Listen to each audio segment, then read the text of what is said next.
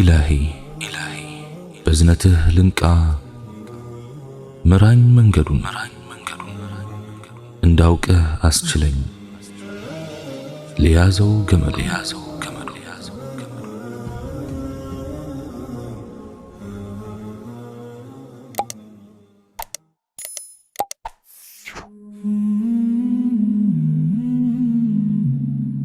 بسم الله. اللهم لك الحمد كما ينبغي لجلال وجهك وعظيم سلطانك، والصلاة والسلام على حبيبنا رسول الله وعلى آله وصحبه ومواله. السلام عليكم ورحمة الله وبركاته.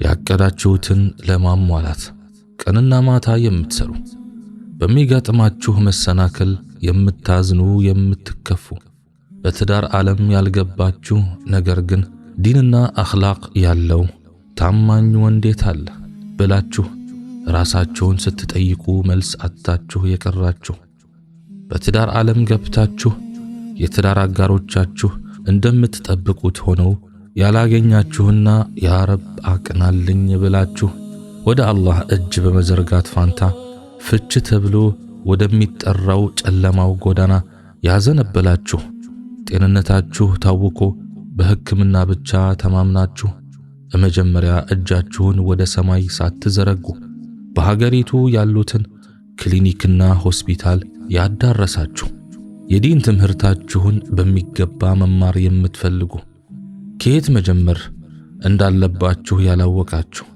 ልብ በሉ። አላህ በሐዲስ አልቁድሲይ ምን እያላችሁ እንደሆነ ስሙት። አብዲ ባሪያዬ ሆይ አንተ ቱሪድ ወአና ኡሪድ፣ አንተ ትፈልጋለህ እኔም እፈልጋለሁ። ፈኢን ሰለምተ ሊ ፊማ ኡሪድ፣ እኔ ለምፈልገው ነገር እጅህን ከሰጠህ፣ ከፈይቱ ከማ ቱሪድ፣ ያ የምትፈልገውን ነገር አብቃቅቼ እሰጥሃለሁ። ወኢን ለም ቱሰሊም ሊ ፊማ ኡሪድ፣ እኔ በምፈልገው እጅህን የማትሰጥ ከሆነ ወይም እኔ የምፈልገው ብቻ ይሁን ብለህ አሻፈረኝ የምትል ከሆነ አተዓብቱከ ፊማ ቱሪድ፣ ያቺ የምትፈልጋትን ነገር ላታገኛት አደክመሃለሁ። ወላ የኩኑ ኢላ ማ ኡሪድ፣ በመጨረሻም ላይ እኔ ከምለው በስተቀር የሚሆን የለም። እኛ ሙስሊሞች ለምንፈልገው ነገር ሁሉ አላህ ከፈቀደው ይሆናል በማለት ተስፋችንን አላህ ላይ መጣል አለብን። ነቢያችንም ዓለይሂ ሰላቱ ወሰላም እንዲህ ይላሉ፣ መን ካነት ዱንያ ሀሙሁ፣ ዱንያ የዘወትር ሐሳቡ የሆነ ሰው ፈረቀ አላሁ ዓለይሂ አምረህ፣ አላህ ሐሳቡን ይበታትንበታል። ወጀዐለ ፈቅረሁ በይነ ዐይነይህ፣ ድህነትንም በሁለት አይኖቹ መሃል ያደርገዋል። ወለም የእቲህ ሚነ ዱንያ ኢላ ማ ኩቲበ ለህ፣ ምንም ያህል ቢለፋ ከዱንያ የሚያገኘው አላህ ከከተበለት ውጭ አይደለም። ወመን ካነት አልአኺረቱ ንየቱሁ፣ አኺራ የዘውትር ሐሳቡ የሆነ ሰው ጀመዐ አላሁ ለሁ አምረህ፣ አላህ ጉዳዩን ሰብሰብ አድርጎለት ያረጋገዋል። ወጀዐለ ጊናሁ ፊ ቀልቢህ፣ መብቃቃቱን ሀብቱን ልብ ውስጥ ይሞላለታል። ለዱንያ ምንም አይነት ስጋት ልብ ውስጥ አይገባም ማለት ነው። ወአተትሁ ዱንያ ወህየ ራጊባ፣ ዱንያም አፍንጫዋ መሬት ላይ እየተጎተተች በግዷ እርሱ ስር ትሮጣለች። አላህ ስብሓንሁ ወተዓላ ከልባችን የዱንያን ፍቅርና ዱንያን ራሷን ነቅሎልን በአኺራ ይተካልን። ሁላችንንም የሚያስማማ አንድ እውነታ አለ። እርሱም ወደ ዲናችን መመለስ ለዱንያም ሆነ ለአኺራ ስኬት ቁልፍ መሆኑ ነው። ይህን የስኬት ቁልፍ ማግኘት ደግሞ በሁላችንም ላይ የውዴታ ግዴታ ነው። የዚህ ቁልፍ ማግኛ ብቸኛው መንገድ ደግሞ ዕውቀት ብቻ ነው፣ ሸሪዓዊ ዒልም። ይህን የቁርአን አያ እስካሁን አላነበብክም? አዑዙ ቢላሂ ሚነ ሸይጣን ረጂም። መን ዓሚለ ሷሊሐን ሚን ዘከሪን አው ኡንሳ ወሁወ ሙእሚኑን فلنحيينه حياة طيبة ولنجزينهم أجرهم بأحسن ما كانوا يعملون. كوند ويم كسيت እርሱ አማኝ ሆኖ በጎን የሰራ መልካም ኑሮን በርግጥ እናኖረዋለን። ይሰሩትም ከነበሩት ነገር በመልካሙ ምንዳቸውን እንመነዳቸዋለን። ሱረቱ ነሕል አንቀጽ 97።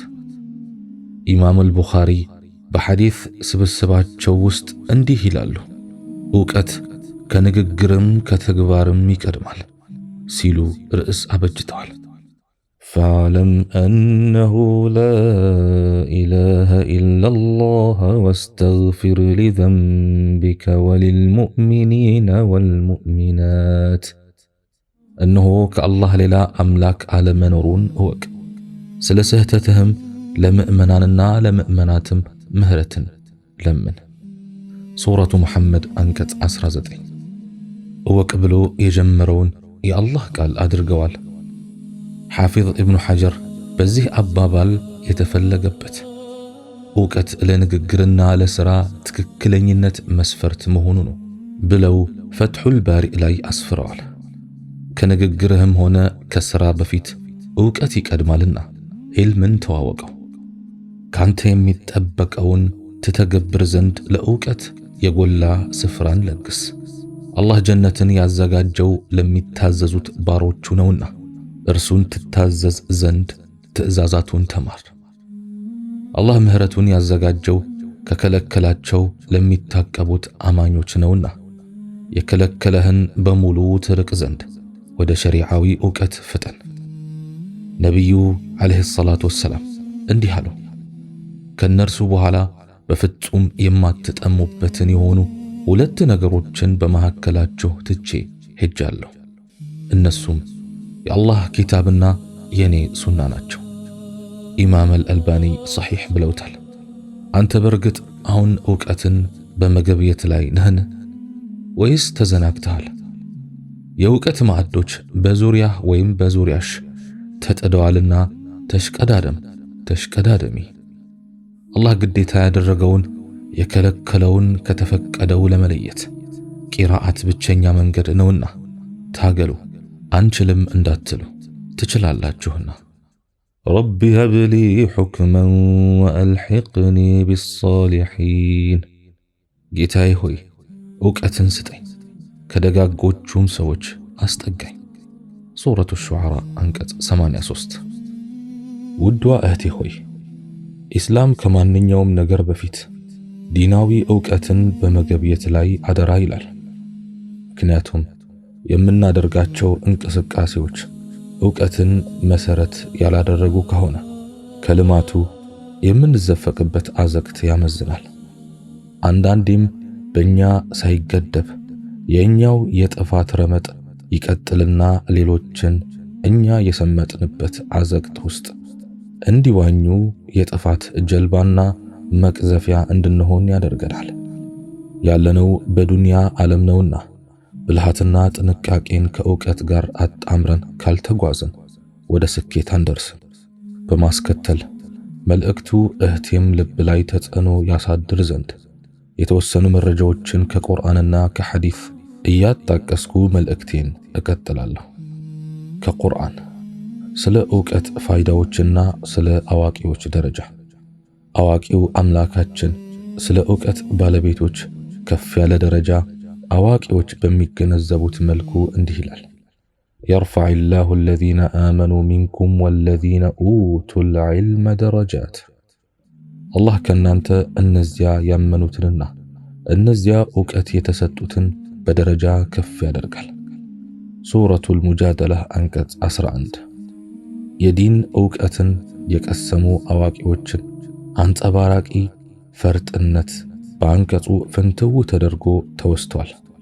ታላቁ ሶሐቢይና የቁርአን ተፍሲር አዋቂ አብዱላህ ኢብኑ ዓባስ እንዲህ ሲል የቁርአን አያውን የሚያጠናክርና የአዋቂዎችን ደረጃ የሚያጎላ ንግግር አክሏል። የተማሩ ሰዎች ደረጃ ከተራው ሙእሚን 700 እጥፍ ይበልጣል። ከአንዱ ደረጃ ወደ ሌላ ደረጃ ያለው ርቀት የ500 ዓመት ርቀት ይሆናል። በሌላም የቁርአን አንቀጽ አላህ ስብሓንሁ ወተዓላ እንዲህ ይላል፣ አላህን ከባሮቹ ውስጥ የሚፈሩት አዋቂዎቹ ብቻ ናቸው። ሱረቱ ፋጢር አንቀጽ 28። እንዴታ የማያውቁትን አካል እንዴት ተገቢውን ፍራቻ ይፈሩታል? ለዚያም ሲሉ መልእክተኛው ዓለይሂ ሰላቱ ወሰላም እንዲህ አሉ፣ ዕውቀትን ቅሰሙ፣ አላህን የምትፈሩ ባወቃችሁት ልክ ነውና። የአላህ መልእክተኛ ዓለይሂ ሰላቱ ወሰላም እንዲጨመርላቸው እንዲጠይቁት ያዘዘው ብቸኛ ነገር ዕውቀት ነው። ከየት አመጣኸው ትይኝ ይሆናልና ማስረጃውን እንሆ። ወቁል ረቢ ዚድኒ ዒልማ፣ ጌታዬ ሆይ ዕውቀትን ጨምርልኝ በል። ለዕውቀቱ ገደብ የሌለው ሁሉን አዋቂ ከሆነው ጌታ ቃል ቁርአን ይህን ያክል ጥቂት ግን የገዘፉ መልእክት ያላቸውን አንቀጾች ካየን፣ በተጨማሪ ደግሞ ከተወዳጁ መልእክተኛው ዓለይሂ ሰላቱ ወሰላም አይጠገብ ንግግሮች የተወሰኑ እንቋደስ ዘንድ ወደ ቀጣይ ደረጃ እንለፍ። አላህ ያግዘን። ከሐዲስ ከታላቁ ሶሐቢ ሙዓዊያ ኢብኑ አቢ ሱፊያን እንደተወራው የአላህ መልእክተኛ ዓለይሂ ሰላቱ ወሰላም እንዲህ ብለዋል፣ አላህ መልካም የሻለትን ሰው የዲን ግንዛቤ ይሰጠዋል። ቡኻሪና ሙስሊም ዘግበውታል። ልብ በይ እህቴ፣ የዲን ዕውቀትና ግንዛቤ አላህ የሚሰጠው መልካም ለሻለትና ለወደደው ነው። ምንኛ ታላቅ ዕድል ነው! አላህ ይውደደን፣ መልካምም ከሻላቸው የዲን ግንዛቤ ከሰጣቸው ባሮቹ ያድርገን። አሚን። በሌላም ሐዲስ ዕውቀትን ከመቅሰም እንዳንቦዝን ፈዘዝ ቀዝቀዝ ቆረጠኝ ፈለጠኝ እያልን እንዳንዳከም የሚያግዝ ልጅ አዋቂ ሴት ወንድ ሳይሉ ሁሉን ያቀፈ መልእክት ነቢዩ ዓለይሂ ሰላቱ ወሰላም አስተላልፈውልናል። ዕውቀትን መፈለግ በእያንዳንዱ ሙስሊም ላይ ግዴታ ነው። አልባኒ ሰሒሕ ብለውታል። ውድ እህቴ፣ ሸሪዓዊ ዕውቀትን ከመፈለግ ዕድሜ፣ ጾታ መሰል ምክንያቶች ፈጽሞ ሊያግዱሽ አይገባም። ሌላው ዒልም የወንዶች ሥራ ነው፣ እኔን አይመለከተኝም ብለሽ ራስሽን እንዳትሸነግይ፣ አደራ እንዳትሳነፊ። በዲናችን ላይ በወርቅ የሚጻፍ ታላቅ ጀብድ ፈጽመው ያለፉ እንስቶችን አትዘንጊ። በዚህ ረገድ ታላቋ አርአያሽ ውዷ እናታችን ዓኢሻ ረዲየላሁ ዐንሃ ልትሆን ይገባል። የሷን ጀብድ የኔ ደካማ ብዕር ለጊዜው ለመግለጽ ከበዳትና በይደር አለፈችው። ሴትነትሽ ክብር እንጂ የደካማነት መግለጫ አይደለም። ይልቁኑ ነቃ ብለሽ ልትተጊ ይገባል። ራስሽንም ለዚህ ታላቅ ተግባር እንድታዘጋጂ አደራ እልሻለሁ። ዕውቀት ለመቅሰም በምታደርጊው ጥረት ድካም ቢጤ ተሰምቶ ተራራን የመውጣት ያክል ካሰለቸሽ ይህችን ሐዲስ አስታውስሻለሁ። ዕውቀትን ለመፈለግ መንገድ የጀመረ አላህ ወደ ጀነት የሚያስገባውን መንገድ ይመራዋል። ሙስሊም ዘግበውታል። ታዲያ ከዚህ በላይ ብርታት የሚለግስ ማነቃቂያ አለን? ጀነት እኮ ነው። በሌላም ሐዲታቸው መልእክተኛው ዓለይሂ ሰላቱ ወሰላም ሌላ ብስራት አክለውልሻል። ዕውቀትን ለሚፈልግ ሰው መልእክቶች ክንፎቻቸውን በደስታና በእርካታ ዝቅ ያደርጉለታል። አሕመድ ዘግበውታል። እንግዲህ ይህች ከውቅያኖስ በመርፌ ተነክራ እንደወጣች ውሃ ስለ ሸሪዓዊ ዕውቀት አስፈላጊነት የምትዘክር አጭር ማስታወሻ ናት። በበለጠ ለመገንዘብ ከውድ ጊዜሽ ቆርሰሽ በመስጠት ዕውቀትሽን ለማዳበርና ዲንሽን ለመገንዘብ እንድትጥሪ የማንቂያ ደውል ለማሰማት ያህል ነው። አላህ ለጥሪው ጆሮ ከሚሰጡ መልካሞች ያድርግሽ። ታላቁ ሶሐቢ ኢብኑ መስዑድ እንዲህ ይላል፣ ዕውቀት በአላህ ከመወሰዷ በፊት አካብቷት። ይህም ማለት አላህ የዕውቀት ባልተቤቶችን ወይም ዑለማዎችን ወደ አኺራ ከመውሰዱ በፊት ማለት ነው። ውድ እህቴ፣ አሁንም እድልሽን ተጠቀሚና ለዒልም ውድ የምትዩን ጊዜ ስጪ። በአላህ እርዳታ ስኬት ካንቺ ጋር ትሆናለች። አላህ ስብሓንሁ ወተዓላ እኔ በተናገርኩት እናንተን በሰማችሁት የምንጠቀም ያድርገን። سبحانك اللهم وبحمدك أشهد أن لا إله إلا أنت أستغفرك وأتوب إليك وآخر دعوانا أن الحمد لله رب العالمين ወሰላሙ ዓለይኩም ወረሕመቱላሂ ወበረካቱሁ።